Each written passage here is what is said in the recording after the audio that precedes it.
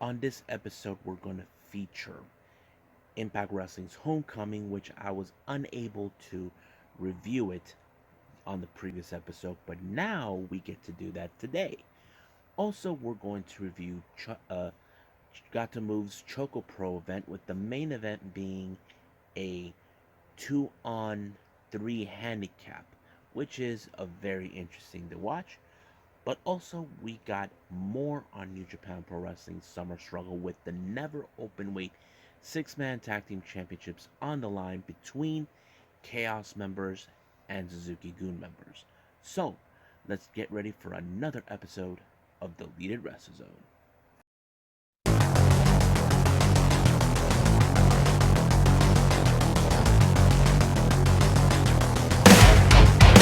Are you ready? Get up, get up! Get up, get up!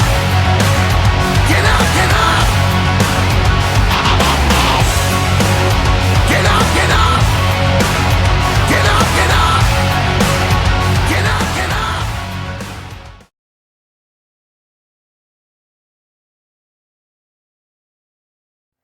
Welcome everybody to Deleted Wrestle Zone, all things that it's pro wrestling with AEW, NXT, New Japan Pro Wrestling, Impact Wrestling, the National Wrestling Alliance, various promotions, wrestlers, matches, and championships. I am your host, J-Rod here. So let's begin with Impact Wrestling's Homecoming. As you know, this happened this past Saturday.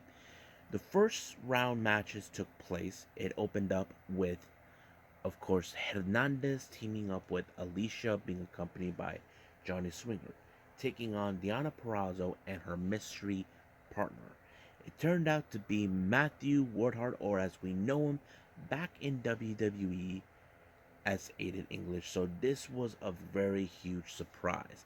Now, my original assumption, I would have thought it would be Kenny, but no. Thank God I was wrong, but it was a good choice. But the match was pretty good. I think they seem to be the favorites in this particular tournament, and they did a pretty good job, I have to say. So Deonna and Matthew won their first round match. Second first round match, we have, of course, Little Petey Pump teaming up with Thick Mama Pump, which is Jordan Grace, taking on Matt Cardona and, of course, Chelsea Green. It was a really fun match, I have to say, because how often do we see tag teams, mixed tag teams like couples, get involved that much? But it was a good match. It was what's her name, Chelsea Green, that ended the match.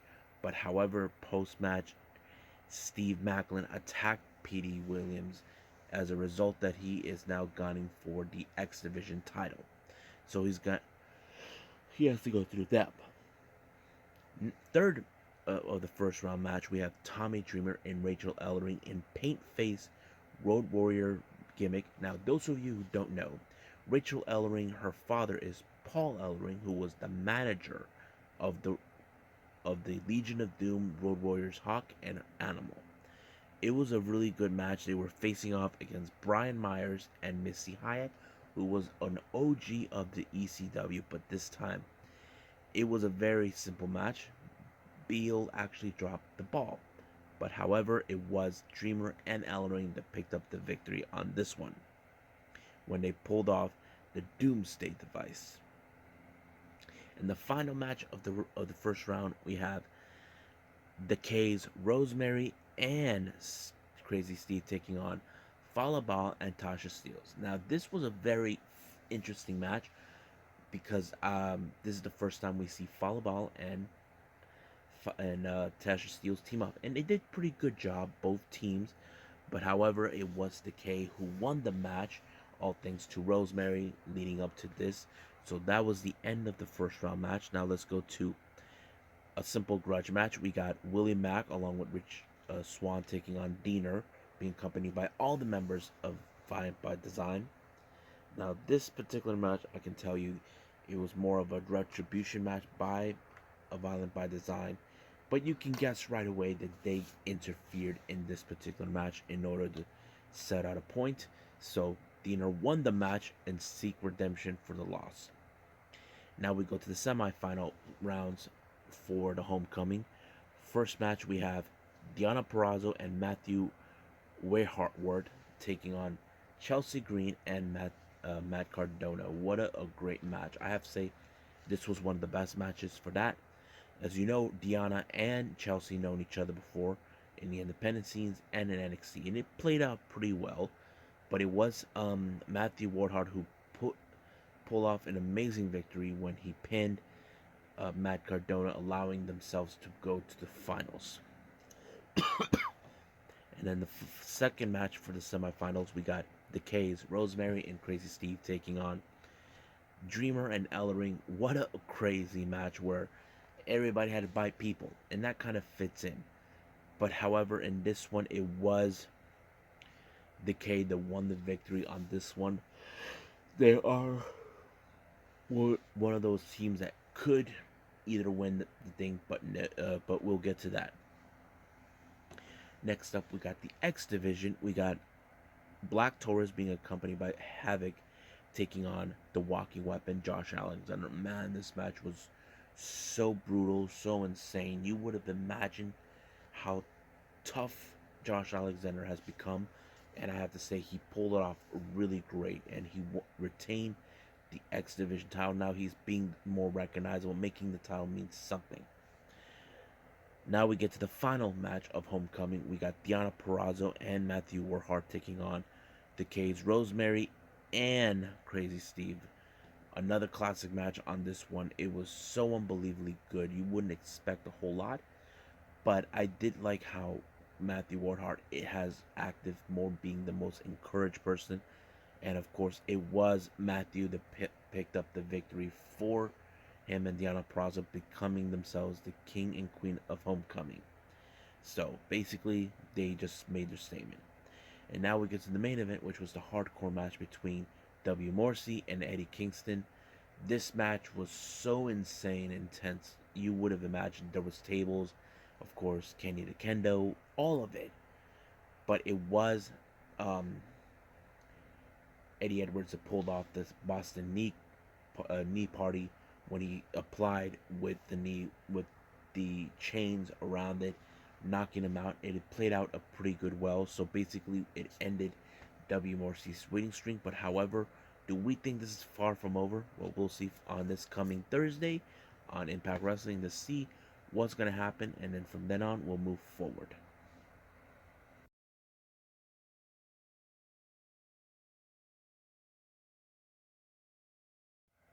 Okay, so we got to Moves Pro Wrestling ChocoPro event 142. We have the first match. We got Lulu Pencil taking on, of course, Antonio Honda. This was a funny match, a fun match. When it comes to Antonio Honda, you know that his little pet fox was going to show up out of nowhere, and the fox was possessing both Mei Shiruga and who was the referee of the night, but also taking control of Lulu Pencil. So Honda had to break the spell, but he decided to continue the beatdown. But however, it was Antonio Honda who actually retained the titles. Never mind, he won the match. So he was pretty good on this one. And now we get to the main event. We got High All Energy Chiko Ishikawa teaming with Tokukito Kirihara and, of course, Saruyi taking on Emi Sakura and Masahiro Nakanashi.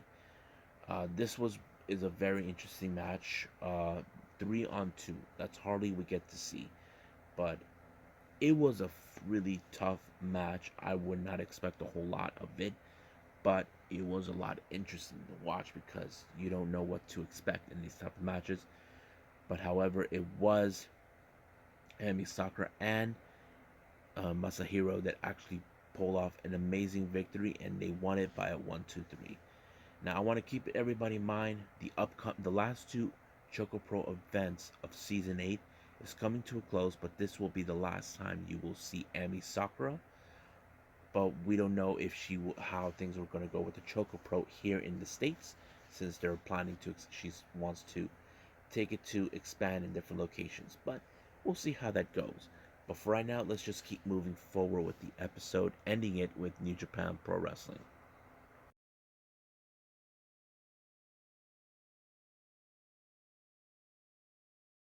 Okay, so we're still continuing on with more on summer struggles for New Japan Pro Wrestling. The opening match is Yuya Uemura taking on Kaguchika Okada. It was a very tough battle. Now, you got a young lion taking on a very popular star like Okada. You can guess that in this one it was Okada to put the money clip on Yuya Uemura, but however, uh, Okada, being Okada, actually decided to do his infamous double drop kick on him. That way, a little something to remember him by. But that's how it ends. And now finally we get the next one. Yoda Tsuji get his match against Tetsuya Naito. This is one of those matches where we've been trying to ask, but I'm trying to determine if this was the match before they go on excursion, because we are expecting both Umura and Tsuji to go on excursion.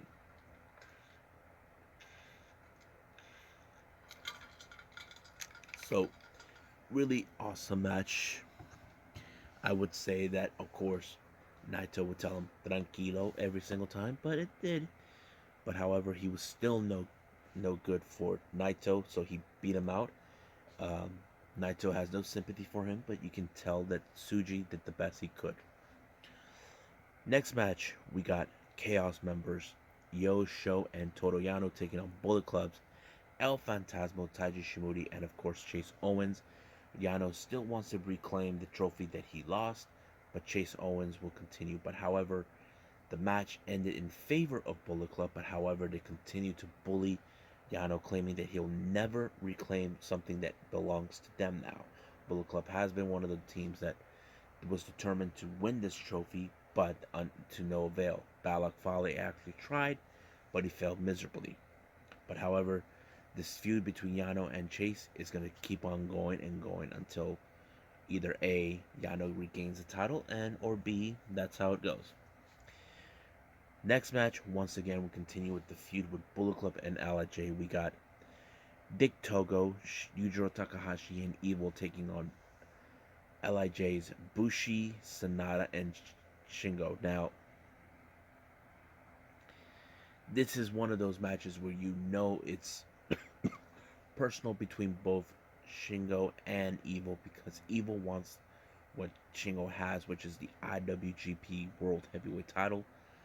But however, it did not waver. Apparently, Sonata was able to pick up the victory when he pinned Dick Togo, putting the 1-2-3, and that's it. Putting Evil on notice, letting him know that he got his number. So we'll see how that goes. And now the main event is the Never Openweight 6-Man Tag Team Championships. We got Suzuki Goons, Minoru Suzuki, Zack Sabre Jr., and Taichi taking on Chaos members and the current champions Tomohiro Ishii, Yoshihashi, and Hiroki Goto. This was a very hard battle between both teams. Now, I don't recall if Suzuki-gun ever been the Never Openweight 6-Man Tag Team Champions. I don't know, but I gotta look it up. But it was a really, really good match. However, I did not expect Yoshihashi could hang with the guy like Minoru Suzuki, but he did. It was Goto who picked up the victory for his team when he pinned Minoru Suzuki, the 1-2-3. But the feud between both sides continues to rage on. But however, in post-match, it was later told who will be the next challengers and are the only ones that don't have championships. That is Bushi, Sanada, and Naito. So it appears that Chaos accepted the challenge. We don't know when that will happen, but we'll stay apprised to this particular series, what's going to happen. And I think that's it for now. Well, I hope you guys enjoy this episode. So stay tuned for more stuff coming up. The next one, we definitely got AEW Dark Elevation. I'm still determining what to add, but I'll let you guys know when it happens. So, and there's still more. I hope you guys catch my episode on the podcast, which is we talk about Bray Wyatt and CM Punk, the junior heavyweight division that goes on in Pro Wrestling Noah, and of course the collaboration with GCW and Zona 23. So we'll see how that goes. If you guys haven't catched it, go ahead and catch it. You can find me at Apple Podcasts, Google Podcasts, Overcast, Breaker, Public Radios, Overcast, and pretty much it. So for now, I'll see you guys in the next DWZ time. Same DWZ channel. I must bid all of you adieu. So, goodbye. And have a nice day. Bang.